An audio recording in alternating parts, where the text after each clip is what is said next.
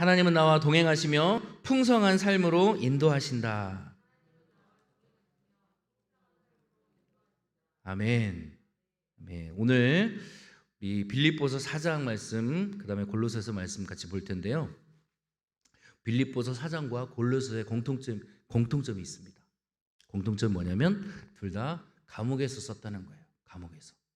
감옥에서 썼는데 같이 감옥에 썼지만 초점이 달라요. 편지의 초점이 다릅니다. 빌립보서는 용기를 주기 위해서, 빌립보 교회에게 용기를 주고 격려하기 위해서 쓰여졌고, 골로새서는 교회 안에 침투한 이단적인 가르침을 방어하기 위해서 주어졌습니다. 먼저 우리가 빌립보서를 한번 4장을 볼 텐데요. 빌립보 교회는 바울하고 아주 친밀한 관계를 유지하는 교회입니다. 여러분들이 잘 아시는 개척 멤버로는 자주 옷감 그 장사 루디아 아시죠? 루디아. 그다음에 빌립보 감옥 간수가 회개했잖아요. 모르세요, 여러분? 사도행전에 빌립보 감옥의 간수가 감옥 문이 이렇게 열리면서 그 간수가 나중에 바울 앞에 와서 어떻게 우리가 구원을 얻을 수 있습니까? 하면서 회개했잖아요. 그분들이 이제 빌립보 교회의 개척 멤버라고 할 수가 있습니다. 그래서 복음에 굉장히 헌신된 교회가 바로 이 빌립보 교회입니다. 빌립보 교회는요, 우리가 저번 주에 이하수 목사님 통해서 1, 2, 3장을 봤는데 외부 핍박 때문에 굉장히 힘들었습니다. 근데 뿐만 아니라 내부적인 문제도 있었어요. 내부 분열 문제도 있었습니다. 게다가 여러분, 지금 정신적 지주인 바울이 감옥에 갇혀 있잖아요. 그러니까 얼마나 많이 지쳐 있겠어요. 교회가 너무나 지쳐 있는 거예요. 바울도 갇혀 있지. 그래서 바울이 그 빌립보 교회를 향해서, 지쳐 있는 빌립보 교회를 향해서 이 마지막 순간, 그러니까 자기가 언제 죽을지 모르는 상황입니다. 바울은 지금 감옥에서 자기가 언제 사형당할지도 모르는 이 상황에서 바울은 기쁨과 평화가 넘쳤어요. 그 감옥 안에서. 그리고 그 기쁨과 평화가 너희에게도 있기를 원한다라고 빌립보 교회에게 격려를 하고 있는 그런 모습입니다. 그래서 고통스러운 상황에서도, 힘겨운 상황에서도 기뻐할 수 있다, 평안을 누릴 수 있다, 그것이 가능하다라는 것을 바울이 친히 보여주면서 전하고 있는 그런 서신이라고 할 수 있습니다. 마지막 우리 빌립보서 4장인데요. 이거를 설명을 하고 읽는 것이 조금 더 좋을 것 같아요. 설명을 하고 그다음에 확인을 하면서 읽는 것이 좋을 것 같습니다. 빌립보서 4장 한번 펴보겠습니다. 빌립보서 4장 보시면요, 1절 후반절에 보시면 이와 같이 주 안에 서라, 그렇게 돼 있죠. 자, 빌립보서 4장은 바울이 이제 이 지쳐있는 이 빌립보 교회에게 기쁨과 평강을 누리는 교회가 되라, 기쁨과 평강을 누리는 교회가 되라고 지금 이제 메시지를 주고 있는 것이에요. 자, 1절 후반절에 우리가 주 안에, 이와 같이 주 안에 서라, 그 말이 있는데요. 이것은 군대 용어입니다. 군대 용어. 저번에 우리 이하수 목사님을 통해서 우리가 배웠죠. 빌립보 지역이 어떤 지역이라고 했습니까? 퇴역 군인들이 많은 지역이다. 군사적인 지역입니다. 그래서 이 서라라는 말은 전쟁 중에 대열을 이탈하지 말고 이렇게 굳게 서라 있잖아요. 굳게 서라, 그런 말이에요. 그러니까 여러분, 복음 때문에 고난을 당하고 있는 상황 속에서 이탈하지 말고, 도망가지 말고 어떻게 해요? 용맹하게 자리를 지키고 굳게 서라, 그런 말씀입니다. 그 다음에 또 다른 말씀이 있어요. 주 안에 서라는 말은 혼자 서라는 말이 아니죠. 혼자 서라는 말이 아니라 대열을 갖추고 굳건히 서라는 것입니다. 그러니까 빌립보 교인들은 영적 군인들로서 이 세상에서 복음을 위해 전쟁을 하고 있는 상태인데 서로 어떻게 해야 돼요?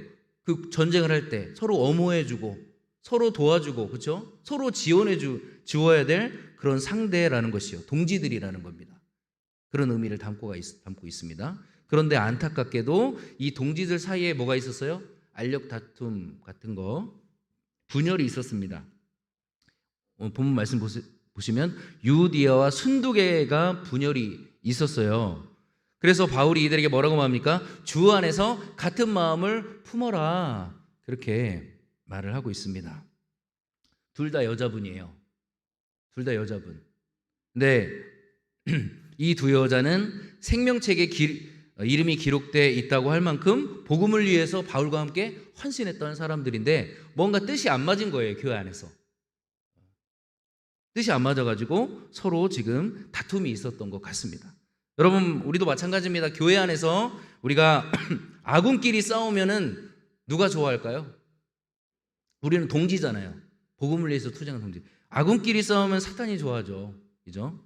교회 안에서 주의 일을 하면서 서로 안 맞을 때 우리는 어떤 마음을 품어야 될까? 상대를 향해서. 우리가 이 지금 유디와 순두개처럼 이렇게 서로를 비난하고 그러는 것이 아니라 같은 마음을 품어야 된다는 것입니다. 공격하기보다는 도와줘야 될 그런 동지로서 축복하고, 그렇게 해야 될 동지임을 우리가 잊지 말아야 될 것입니다. 혹시 우리 마음 가운데 공격적인 그런 마음이 있다면 회개해야 되겠습니다. 자, 그 다음에 우리 4절에서 9절 보면요, 이제 본격적으로 뭔 얘기가 나오냐면 빌립보 교회가 핍박과 분열 속에서 너무 경직이 돼 있어요. 너무 힘들어해요. 그러니까 너무 날카로워져 있는 것을 보고 바울이 기쁨과 평안이 있는 교회가 되라고 말을 하면서 4가지 권면을 합니다. 기쁨과 평안이 있는 교회가 되라 하면서 4가지. 첫 번째, 따라해 봅시다. 주 안에서 항상 기뻐하라. 기뻐할 수 없는 상황 속에서 힘이 빠져 있는 이 빌립보 교회인들에게 어떻게 하래요? 주 안에서는 기뻐할 수 있다는 거잖아요. 그죠? 주 안에서는 기뻐할 수 있다. 나는 감옥에서도 기뻐한다. 주 안에서 기뻐할 수 있다. 주 안에서 기뻐하라.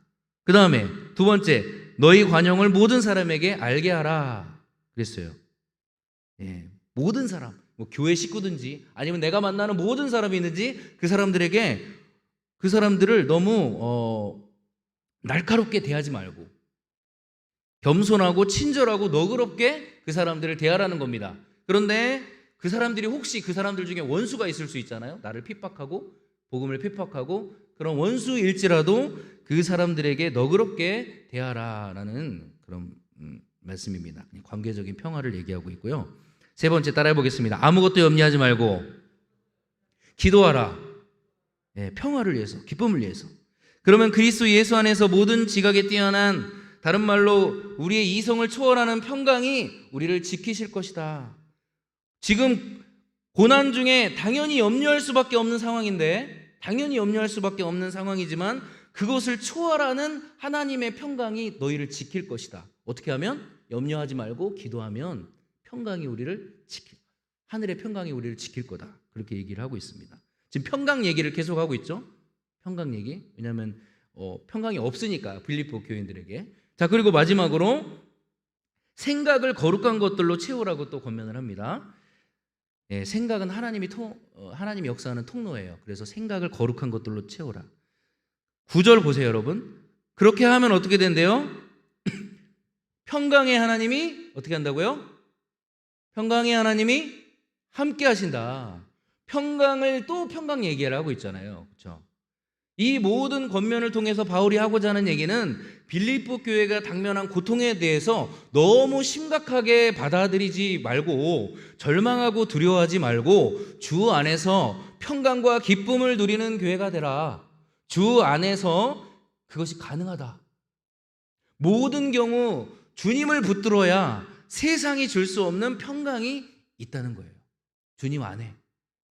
여러분, 우리의 삶에 고통이 있다고 할지라도 여러분 주 안에서 기쁨과 평강을 누리는 축복이 있게 되기를 주의 이름으로 축복합니다.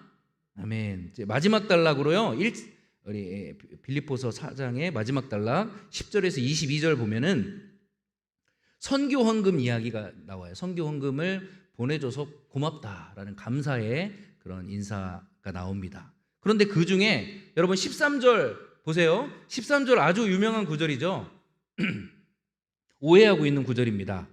한국 사람들이 제일 좋아하는 구절인데, 내게 능력 주시는 분 안에서 내가 모든 것을 할 수 있다. 우리는 이거를 어떻게 사용합니까? 이 말씀을 예수님 믿으면 내가 원하는 것을 손에 넣을 수 있다. 이렇게 사용하는 경우가 있어요. 긍정적인 사고방식, 적극적인 사고방식. 내게 능력 주신 분 안에서 나는 모든 것을 할 수 있다. 그러니까 나는 불가능이 없다. 그런 얘기를 하고 있는 것이 아니고 뭐냐면요. 내게 능력 주시는 분 안에서 바울은 모든 상황에 대처할 수 있다는 거예요. 죄송합니다.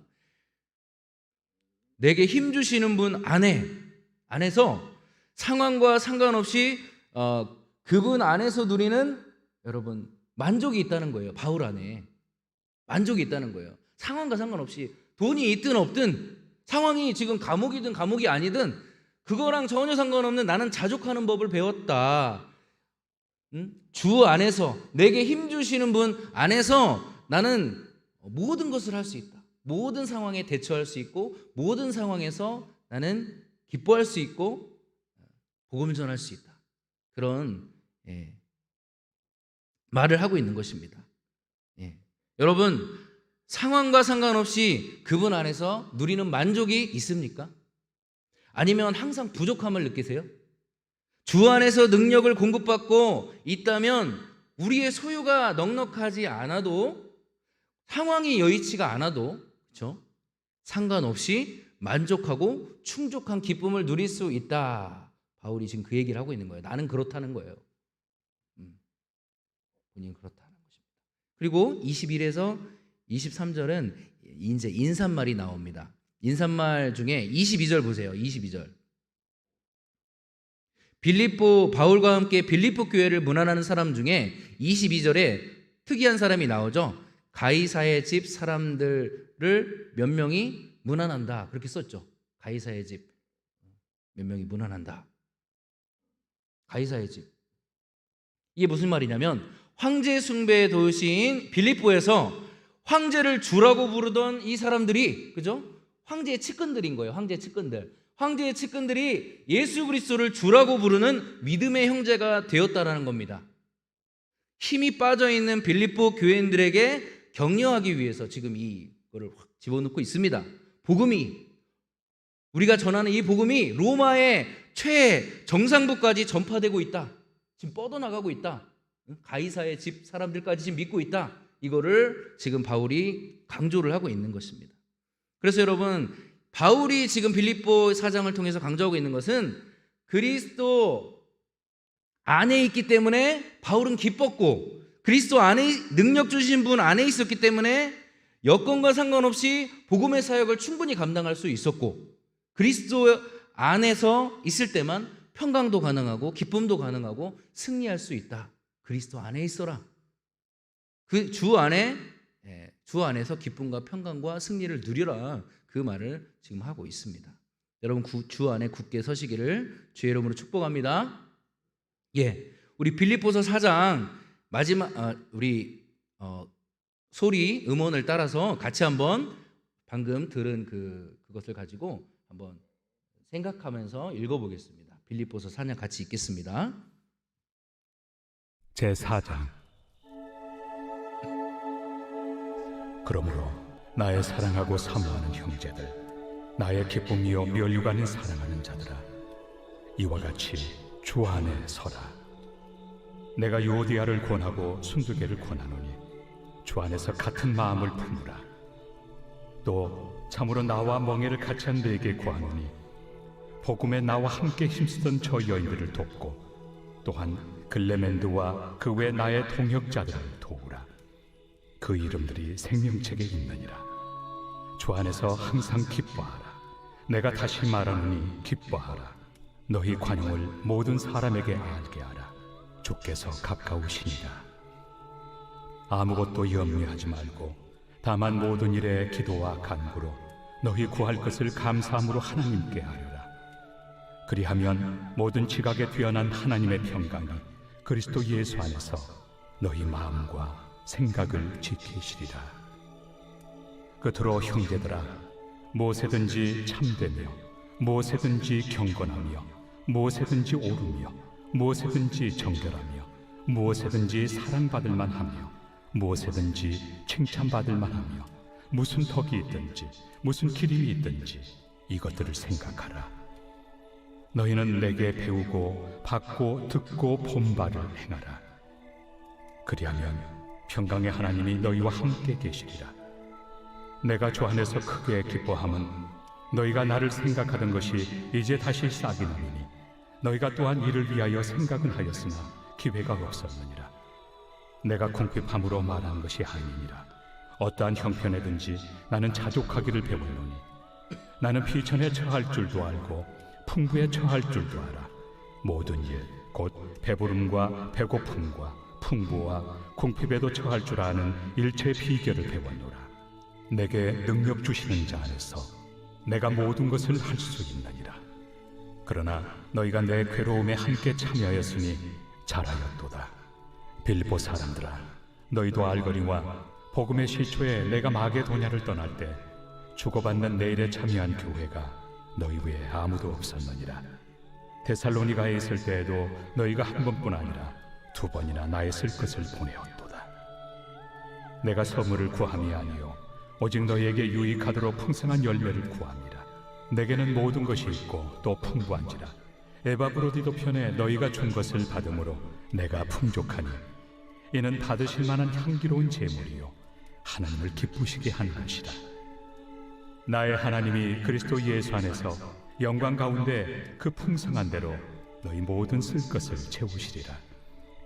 하나님 곧 우리 아버지께 세세 무궁하도록 영광을 돌릴지어다. 아멘. 그리스도 예수 안에 있는 성도에게 각각 문안하라. 나와 함께 있는 형제들이 너희에게 문안하고 모든 성도들이 너희에게 문안하되 특히 가이사의 집 사람들 중 몇이니라. 주 예수 그리스도의 은혜가 너희 심령에 있을지어다. 아멘. 자, 우리 이제 골로새서로 넘어가겠습니다. 골로새서 1장, 2장. 골로새서는 어떤 책인가 짧게 설명하며 넘어가겠습니다. 골로새서는요, 골로새 출신이었던 여러분 먼저 골로새 교회, 그렇죠? 골로새 교회가 어떻게 생겼느냐? 골로새 교회는 골로새 출신이었던 에바브라라는 사람이 에베소에 갔다가 3차 전도 여행 중인 바울의 복음을 듣고 제자가 되었습니다. 바울의 복음을 듣고 제자가 된 다음에 삶이 완전히 뒤집어졌어요. 에바브라가 완전히 뒤집어져서 이 한 사람이 자기 고향으로 다시 돌아갑니다. 골로새로 돌아가서 거기에서 교회를 세운 것이 바로 골로새 교회입니다. 그리고 자기 고향에만 교회를 세운 게 아니에요. 또 어디 세웠느냐? 여기 지금 우리가 읽지는 않았지만 2장 2절에는 라오디게아 교회가 나옵니다. 라오디게아 교회도 에바브라가 또 세웠고요. 그 다음에 4장 13절에 보면은요, 히에라볼리에도 교회가 있습니다. 이렇게 여러분 주변 두 도시를 복음화시키는 엄청난 일을 했습니다. 그리고 이 에바브라는 복음에 완전히 사로잡혀 있는 사람이라는 걸 어떻게 알 수 있냐면 굳이 감옥에 갇혀 있는 바울에게 오지 않아도 되는데 일부러 이 지금 갇혀 있는 바울에게 가서 고난에 동참하는 그런 모습을 통해서 복음을 위해 사는 자라는 것을 우리가 알 수가 있어요. 세상적으로 안정을 추구하고 이 땅에 그렇게 사는 것이 아니라 이 땅에서 복음에 사로잡혀서 복음의 고난에 동참하는 것을 영광으로 아는 그런 사람이었다는 것이죠. 그리고 복음으로 여러분 에바브라처럼 주변을 변화시키는 사람이 우리 또한 되어야 될 줄로 믿습니다. 기록 목적은 무엇입니까? 골로새서의 기록 목적 아까 뭐라고 했죠? 여러분 거짓 선생들의 가르침을 경계하기 위해서 이것을 썼다라고 했습니다. 이 거짓 선생들은요 율법을 가르쳤습니다. 율법주의. 그리고 헬라 신비주의, 또 다른 말로 영지주의, 이런 잘못된 가르침으로 사람들을 미혹을 했어요. 뭐 예를 들면 육은 악하고 영만 선하다, 이런 가르침. 천사 숭배, 인간이 만든 철학과 거짓 겸손, 이런 것들로 하나님께 가까이 나아갈 수 있다라고 가르쳤던 사람들이 바로 거짓 교사들인데요. 그래서 바울은 지금 이 골로새 서를 통해서 그런 헛된 것들의 마음 빼앗기지 말고 모든 것들의 근본이 되시고 머리가 되신 예수님만 붙들라. 예수님만 붙들라. 주 안에서 살아가라. 그 안에 살아가라. 그리스도만으로 충분하다. 한번 따라해 보겠습니다. 그리스도만으로 충분하다. 이것이 골로새서의 핵심입니다. 예수 그리스도만으로 충분하다. 이것이 골로새서의 핵심 교훈이에요. 이것을 강조를 하고 있습니다. 자, 우리가 1장 한번 보겠습니다. 1절에서 14절까지는 바울의 이제 감사 기도가 나옵니다. 우리 4절, 5절 한번 읽어보겠습니다. 1장 4절, 5절 시작. 이는 그리스도 예수 안에 너희의 믿음과 모든 성도에 대한 사랑을 들었으며 너희를 위하여 하늘에 쌓아둔 소망으로 말미암으니 곧 너희가 전에 복음 진리의 말씀을 들은 것이라. 여기 지금 믿음, 소망, 사랑이 다 나오네요. 그죠? 믿음, 소망, 사랑. 믿음, 소망, 사랑은 항상 있을 것인데, 바울이 그랬죠. 믿음, 소망, 사랑은 항상 있을 것인데, 바울이 말한 것처럼 믿음, 소망, 사랑은요, 그리스도인에게 항상 있어야 될 덕목이 믿음, 소망, 사랑이에요. 그리스도인에게 항상 있어야 될 특징이 믿음, 소망, 사랑입니다. 먼저 여러분, 복음을 들으면 뭐가 생기는 줄 아세요? 소망이 생겨요. 복음을 들으면요, 무슨 소망이 생길까요? 세상에서 잘 되는 소망요? 아니에요. 세상에서 잘 되는 소망이 아니라 아직 나타나지는 않았지만 하늘의 소망이 생기는 거예요. 쉽게 말해서 복음을 들으면 저 새하늘과 새 땅에서 받게 될 부활의 몸을 생각하고 썩지 않고 더러워지지 않고 새하여지지 않는 영원한 생명을 얻을 저 하늘의 소망이 생기는 거잖아요. 복음을 들으면 그게 생깁니다.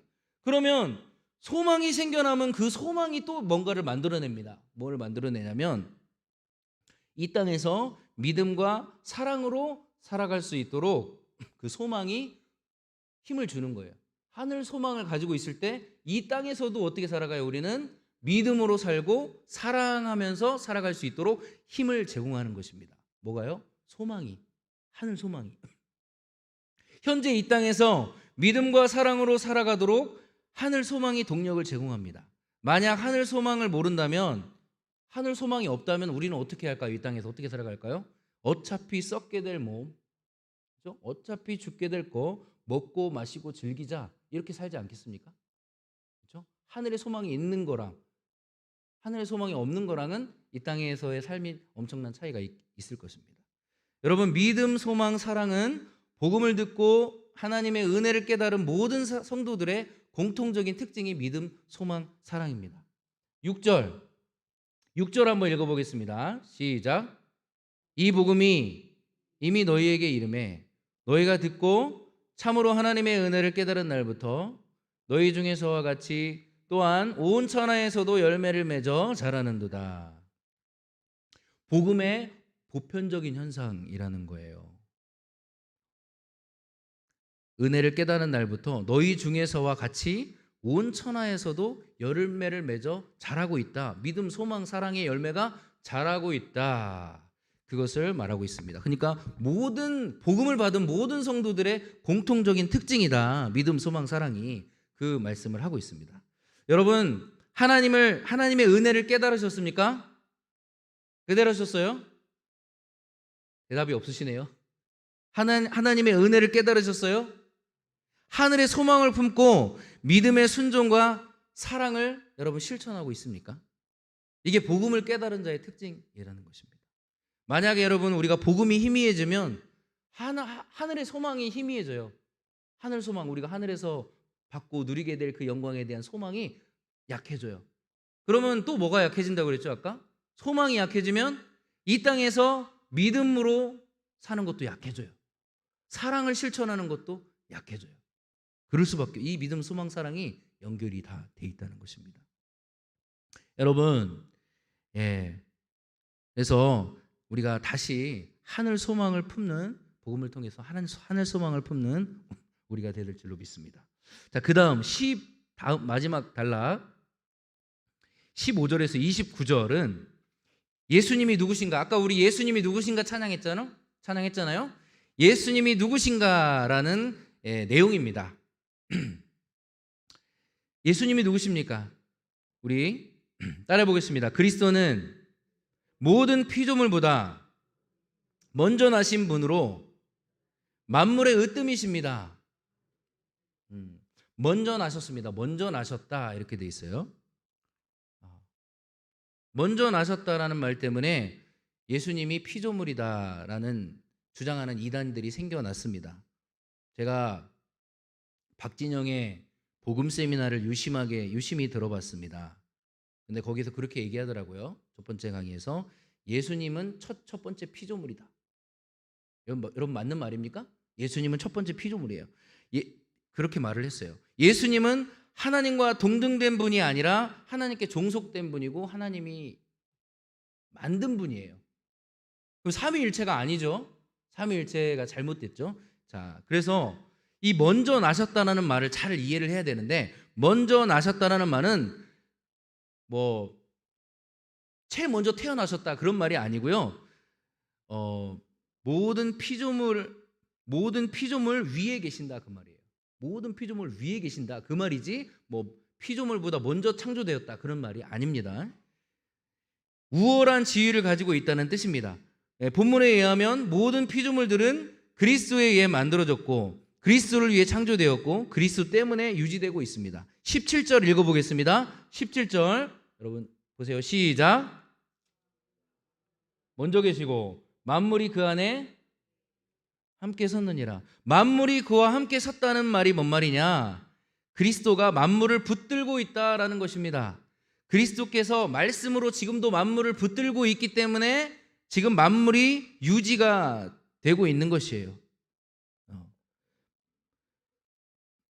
만약에 그리스도께서 이 만물에서 손을 떼시면 어떻게 될까요? 지금 손을 떼시면 지금 붙들고 계신데 손을 딱 떼시면 어떻게 될까요? 달과 해와 별이 궤도를 이탈해서 우주는 완전히 붕괴가 되고 유지되지 못한다는 거예요. 지금 그리스도께서 말씀으로 이 온 우주를 붙들고 계신 분이라는 겁니다. 만약 그 정도로 모든 피조물들이 예수 그리스도께 철저하게 의존하고 있다는 겁니다. 그분이 만들었고 그분을 위해 만들었고 그분에 의해서 지금 유지되고 있다는 거예요. 모든 만물이. 그렇게 예수님이 위대하다는 거죠. 바로 그 그리스도가 교회의 머리가 되십니다. 바로 그 그리스도가 교회의 머리가 되세요. 우리가 붙들어야 될 그 머리가 되신다는 겁니다. 바울이 지금 그 얘기를 하고 있어요. 너희는 지금 이 머리가 되신 예수님을 붙들지 않고 거짓 교사들이 우리에게 잘못 알려준 그 헛된 것들을 붙잡고 있다. 그리스도만을 붙들어라. 지금 그 얘기를 하고 있습니다. 자, 마지막입니다. 만물의 화해자이시다. 예수님은 만물의 화해자이시다. 19절 읽어보겠습니다. 시작. 아버지께서는 모든 충만으로 예수 안에 거하게 하시고 하나님의 신성, 하나님의 본성이 누구 안에 거한다고요? 누구 안에? 그리스도 안에, 예수 안에 거한다는 거예요. 그러니까 우리가 하나님 만나려면 어떻게 해야 돼요? 철학 배우면 돼요? 세상 초등학문 배우면 돼요? 아니죠.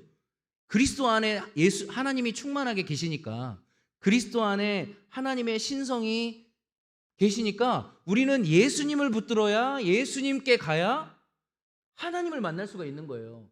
예수님 밖에서 하나님을 만날 수는 없는 거죠. 왜? 하나님이 예수님 안에다가 자신의 본성과 하나님을 알 수 있는 모든 것들을 다 그 예수님한테 줬어요. 그러니까 우리는 예수님께 가야 됩니다. 바울은 그런 얘기를 하는 겁니다. 바울이 하고 싶은 말은 예수님만 붙들면 되는데 왜 다른 데 끼웃거려? 23절에 너희가 믿음에 거하고 터 위에 굳게 서서 들은 바 복음의 소망에 흔들리지 말아라. 예수 안에 거해라. 머리이신 예수님만 붙들어라. 그러면 너희가 하나님으로 충만해지고 거룩한 하나님의 성품으로 변화될 것이다. 예수님만 붙들어라. 그 얘기를 바울이 계속 강조하고 있다는 것입니다. 자, 우리 1장 읽어보겠습니다. 우리 읽을 때 소리를 내서 좀 읽었으면 좋겠어요. 음원으로 하면 조금 소리를 안 내시는 경향이 있는데 우리가 소리를 내서 1장을 같이 읽어보겠습니다. 골로새서 제1장.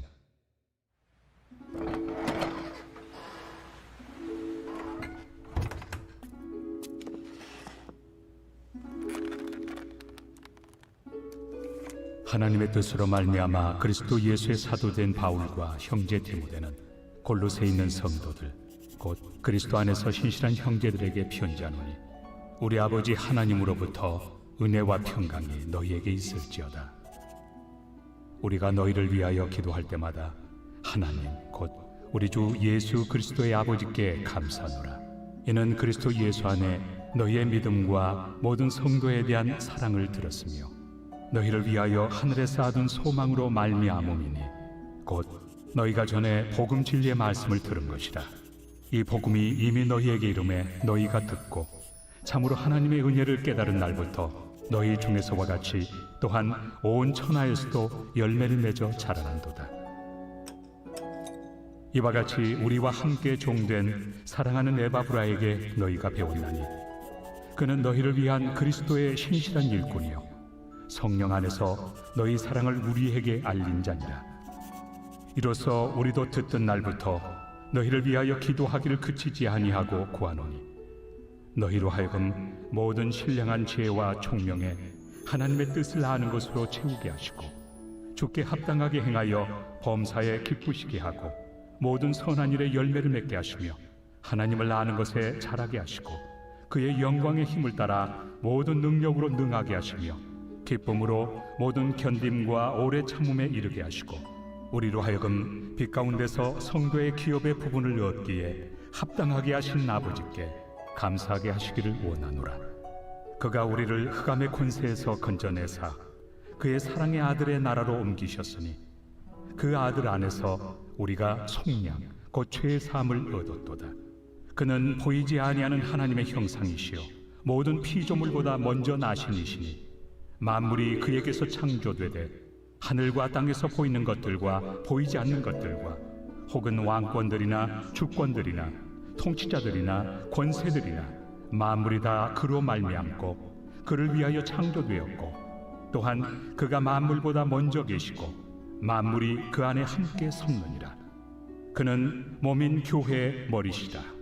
그가 근본이시요 죽은 자들 가운데서 먼저 나신 이시니 이는 친히 만물의 으뜸이 되려 하심이요 아버지께서는 모든 충만으로 예수 안에 거하게 하시고 그의 십자가의 피로 화평을 이루사 만물 곧 땅에 있는 것들이나 하늘에 있는 것들이 그로 말미암아 자기와 화목하게 되기를 기뻐하심이라. 전에 악한 행실로 멀리 떠나 마음으로 원수가 되었던 너희를 이제는 그의 육체의 죽음으로 말미암아 화목하게 하사 너희를 거룩하고 흠없고 책망할 것이 없는 자로 그 앞에 세우고자 하셨으니 만일 너희가 믿음에 거하고 터 위에 굳게 서서 너희 들은 바 복음의 소망에서 흔들리지 아니하면 그리하리라. 이 복음은 천하 만민에게 전파된 바요 나 바울은 이 복음의 일꾼이 되었노라. 나는 이제 너희를 위하여 받는 괴로움을 기뻐하고 그리스도의 남은 고난을 그의 몸된 교회를 위하여 내 육체에 채우노라. 내가 교회의 일꾼 된 것은 하나님이 너희를 위하여 내게 주신 직분을 따라 하나님의 말씀을 이루려 함이니라. 이 비밀은 만세와 만대로부터 감추어졌던 것인데 이제는 그의 성도들에게 나타났고 하나님이 그들로 하여금 이 비밀의 영광이 이방인 가운데 얼마나 풍성한지를 알게 하려 하심이라. 이 비밀은 너희 안에 계신 그리스도시니 곧 영광의 소망이니라. 우리가 그를 전파하여 각 사람을 권하고 모든 지혜로 각 사람을 가르침은 각 사람을 그리스도 안에서 완전한 자로 세우려 함이니 이를 위하여 나도 내 속에서 능력으로 역사하시는 이의 역사를 따라 힘을 다하여 수고하노라. 우리 1장 읽었습니다. 2장으로 이제 마지막 2장입니다. 2장 우리 설명하고 있겠습니다. 2장 보겠습니다. 본격적으로 이제 골로새서의 주제가 뭐라 그랬죠? 거짓 교사들의 주장에 대해서 반박하고 오직 예수님만 붙들어라. 그게 바울의 이제 주제, 골로새서의 주제라고 했습니다. 본격적으로 2장에 골로새서 이단들의 주장들이 막 이렇게 나와요. 보면은 이단들의 좀 그 당시 이단들은 지금하고 조금 우리는 틀린데, 여러분 천사 숭배, 좀 이따 우리가 천사 숭배 이야기가 나올 텐데 2장에 천사들이 창조할 때, 이 세상을 창조할 때 천사들이 개입했다. 맞습니까, 여러분? 또 천사들이 율법을 받을 때, 신의 산에서 율법 받을 때 천사들이 중요한 역할을 했다는 거예요. 뭐 틀린 말은 아닙니다. 네. 천사들이 중요한 역할을 했다. 그래서 어쨌다는 거예요? 천사들의 도움을 받으면 하나님과의 관계가 깊어질 수 있다라는 거예요. 여러분 맞습니까? 천사들의 도움을 받으면 하나님과의 관계가 깊어질 수 있다. 그렇게 생각을 했습니다. 그리고 여러분 아무나 천사를 만날 수 있는 게 아니에요. 성숙한 자만. 그러니까 천사도 등급이 있습니다. 그렇죠? 계급이 있고 등급이 있어요. 그러니까 그 천사들 성숙도에 따라서 그 천사들을 만나고 그 천사들을 통해서 하나님을 더 깊이 알아가는 그 수준이 틀리다. 이렇게 잘못된 가르침을 가르쳤다는 겁니다. 그리고 여러분 따라 보겠습니다. 금욕주의가 있습니다. 금욕주의는 뭐예요? 여러분 다 알죠? 뭔 얘기인지 다 아시겠죠? 이게 뭐냐면 유대 율법을 강조를 많이 했습니다. 음식법, 절기, 안식일, 월삭 이런 거를 지키고, 여러분 그때 뭐 합니까? 금식해요. 금식하면서 절제하면, 자기 몸을 절제하면 뭐가 된다는 거예요? 영이 순결해져서 하나님과 더 가까이 소통할 수 있다라고 가르쳤다는 거예요. 이게 금욕주의입니다. 그 다음에 비슷비슷한데 따라해 보겠습니다. 영지주의적인 가르침이 있어요. 이거는 신비주의 이런 건데, 기본적으로 여러분 영지주의는 뭐라고 하냐면 육은 악하고 영은 선하다. 여러분 맞습니까? 아닙니까? 육은 악하고 영은 선하다. 근데 그 다음이 더 그런 문제가 돼요. 육은 무시하고 영만 중요하다. 그래서 육의 고통을 가하면 영이 활성화돼서 심오한 지식을 깨닫는다. 이렇게 가르치는 거예요. 무슨 말인지 아시겠어요?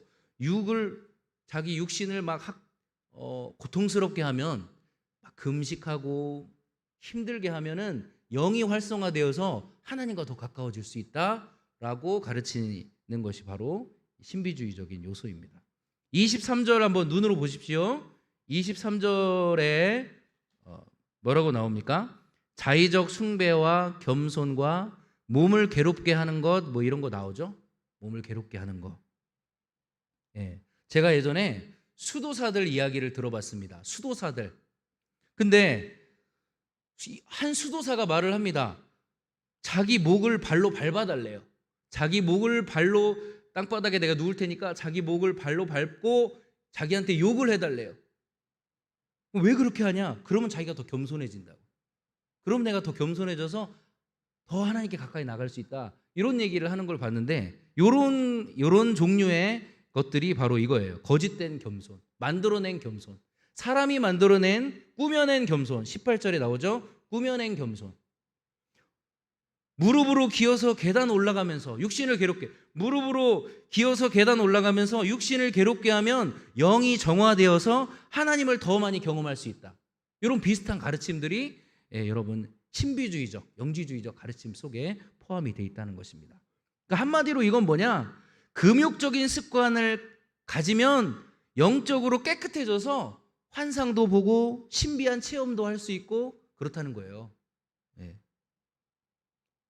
그렇게 가르쳤다는 것입니다. 여러분 이게 문제가 큽니다. 천사 숭배를 해야 된다고 가르쳤는데, 하나님과 우리 사이의 유일한 중보가 누구시죠? 예수님이시죠. 하나님과 우리 사이의 유일한 중보자가 누구예요? 예수님이신데, 예수님을 빼고 거기에 천사로 대체를 한 거예요. 천사를 통해서 우리는 하나님을 더 알 수 있다. 뭐 이렇게 진짜 이단적인 가르침입니다. 자, 이런 잘못된 가르침들의 미혹이 되고 있는 지금 골로새 교회가 있는데, 사도 바울은 그 골로새 교회에게 이렇게 얘기하고 있는 거예요. 예수 그리스도 안에 모든 것이 다 있다. 예수 그리스도 안에 모든 것이 다 있다. 오직 예수로 충분하다. 오직 예수로 충분하다. 이 얘기를 바울이 하고 있습니다. 6절에 보십시오, 여러분. 6절 한번 읽어보겠습니다. 시작.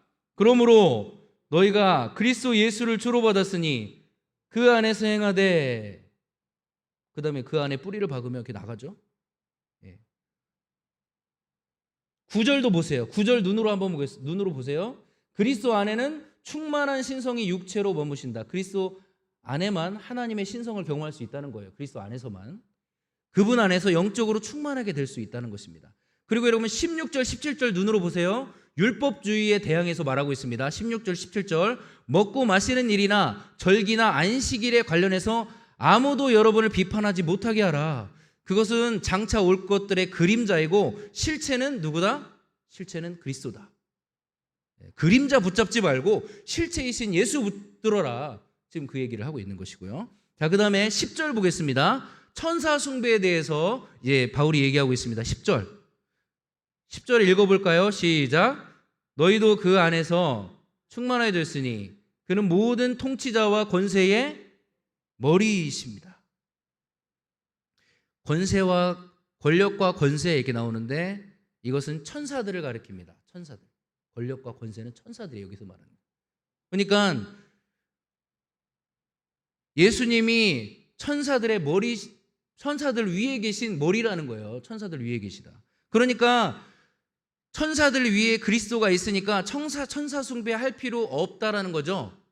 천사보다 높으시고 충만하시고 완전하신 분이 계시니까 천사 숭배할 필요 없다는 거죠. 하나님께 가기 위해서 예수 그리스도로 충분하다. 그 얘기를 다시 한번 강조하고 있는 것입니다. 자, 그 다음에 18절에 보시면 천사 숭배하는 자들에게 속지 말라. 그런 자는 자기가 본 것에 집착을 한다. 그렇게 되어 있습니다. 자기가 본 것에 집착을 한다. 이런 거짓된 자들은 자기가 영적으로 보고 체험한 것에 집착을 하는 거예요. 자기가 영적으로 보고 들은 것 때문에 거기에 교만하고 착각이 일어나서 자기가 되게 영성이 있는 것처럼 그렇게 착각을 한다. 그런 얘기입니다. 여러분, 우리가 체험이 있다고 교만해지면 안 됩니다. 예수님을 안 붙들고 체험 붙들고 있으면 안 돼요. 우리 과거에 내가 무슨 체험했다. 그러니까 나는 신앙이 있는 사람이다. 여러분, 영적 체험을 한 사람 중에는 멸망하는 사람들도 있어요. 영적 체험을 하고도 멸망하는 사람들이 있습니다. 우리가 붙들어야 될 것은 체험이 아닙니다, 여러분. 예수님이십니다. 그리고 우리가 진짜 우리의 영성은 체험이 아니고요. 말씀을 얼마나 순종하느냐, 말씀 순종의 열매를 얼마나 맺느냐가 우리의 영성이라는 거죠. 예수님을 얼마나 삶 속에서 닮아가느냐가 우리의 열매예요. 영성이에요. 근데 사람들은 자꾸 체험을 붙들어요. 내가 큰 체험을 했다. 그게 자기인 줄 알아요. 아닙니다. 자, 그 다음에 이제 마지막으로 3절 4절 보세요. 3절 4절 보시면은 거기에 이렇게 나오죠. 예수 안에 지혜와 지식의 모든 보화가 다 있다. 그렇게 나옵니다. 그러니 예수님만 붙들고 예수님을 더 잘 알고 싶어하고 예수님과 더 깊게 동행하고 예수님 말씀 그대로를 순종하는 것이 진짜 지혜라는 것입니다. 예수님 붙들라는 것입니다. 바울은 지금 어려운 얘기를 하고 있는 것 같지만 계속 동일한 얘기를 하고 있습니다. 예수님만으로 충분하다는 거예요. 예수님만으로 충분하다. 다른 것에 자꾸 왜 눈을 돌리고 왜 그것을 통해서 더 내가 영적으로 성숙할 수 있다고 생각하느냐? 아니다. 예수님 안에 다 있다. 예수님만 붙들어라. 그 얘기를 계속적으로 강조하고 있습니다. 자, 우리 2장을 같이 읽어보겠습니다. 제2장.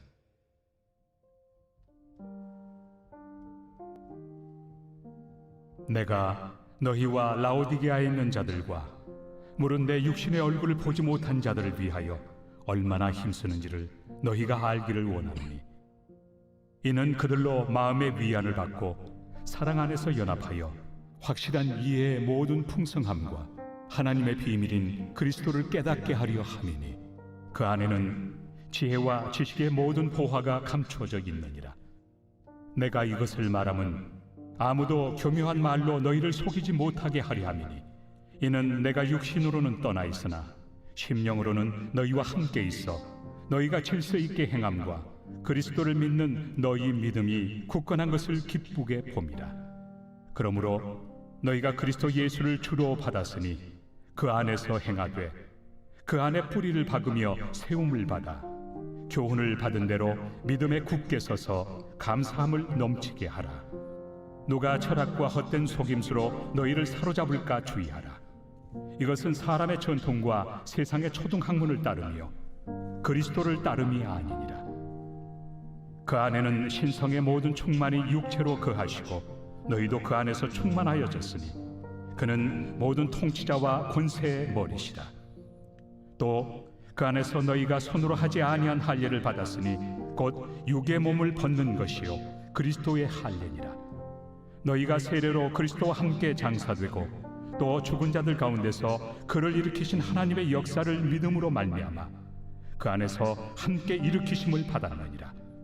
또 범죄와 육체의 무할례로 죽었던 너희를 하나님이 그와 함께 살리시고 우리의 모든 죄를 사하시고 우리를 거스르고 불리하게 하는 법조문으로 쓴 증서를 지우시고 제하여 버리사 십자가에 못 박으시고 통치자들과 권세들을 무력하여 드러내어 구경거리로 삼으시고 십자가로 그들을 이기셨느니라. 그러므로 먹고 마시는 것과 절기나 초하루나 안식일을 이유로 누구든지 너희를 비판하지 못하게 하라. 이것들은 장래일의 그림자이나 몸은 그리스도의 것이니라. 아무도 꾸며낸 겸손과 천사 숭배를 이유로 너희를 정죄하지 못하게 하라. 그가 그 본 것에 의지하여 그 육신의 생각을 따라 헛되이 과장하고 머리를 붙들지 아니하는지라. 온몸이 머리로 말미암아 마디와 힘줄로 공급함을 받고 연합하여 하나님이 자라게 하심으로 자라느니라. 너희가 세상의 초등학문에서 그리스도와 함께 죽었거든 어찌하여 세상에 사는 것과 같이 규례에 순종하느냐.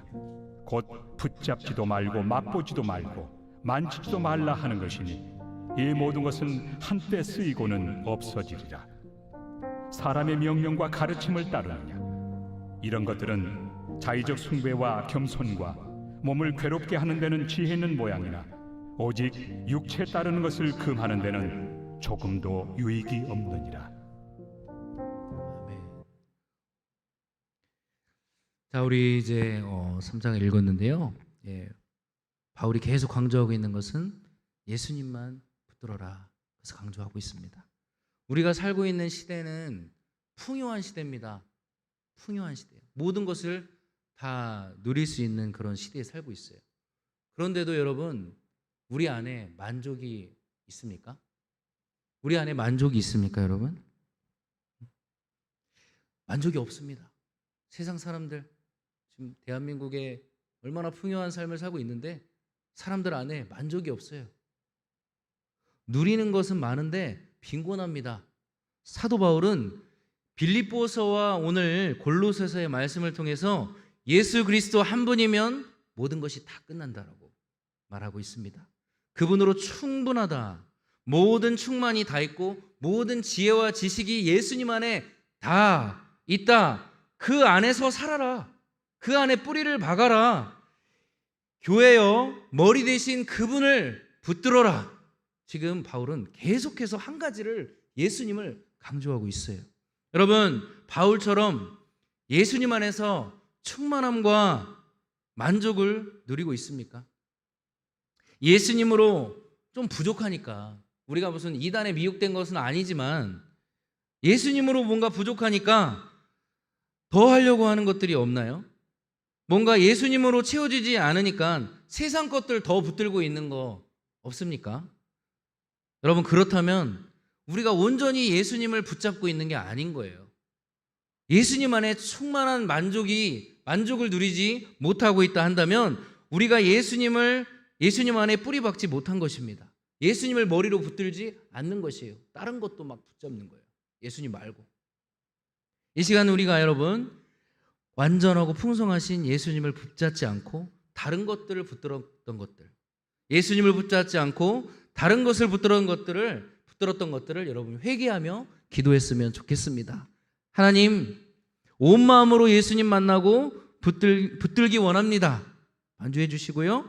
우리의 삶이 예수님 안에 거하여 하나님의 충만으로 채워지게 하여 주시옵소서. 다른 것이 아닌 오직 머리 대신 예수님만 내가 붙드는 삶을 살 수 있도록 도와주십시오. 예수님 한 분만으로 충분한 우리가 되게 하여 주시옵소서. 그래서 예수